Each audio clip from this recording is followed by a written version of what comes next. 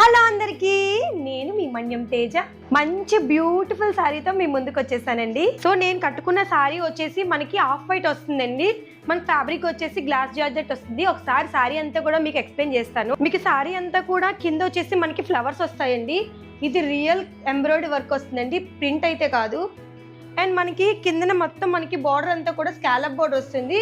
Real mirrors వస్తాయండి. And మనకి పళ్ళు వచ్చేసి ఈ విధంగా వస్తుంది. అండ్ డజల్స్ కూడా వస్తాయండి. శారీ మీకు ఓవరాల్ లుక్ అయితే ఈ విధంగా ఉంటుంది. దీనికి బ్లౌజ్ ఎలా వస్తుందో చూపిస్తాను.